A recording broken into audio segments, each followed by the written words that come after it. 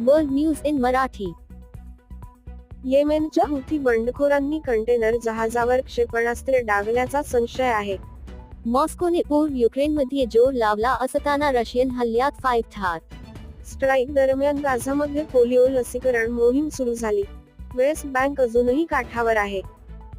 United nations अफगाणिस्तानमध्ये तालिबानशी संलग्न राहतील नवीन कायदे महिलांना मर्यादित करू नये.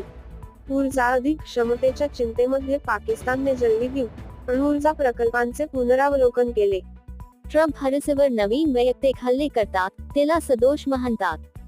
जागतिक अर्थव्यवस्थेचे चटक. युनायटेड स्टेट्स, युरोपमध्ये चलनवाढीचा दबाव थंड आहे.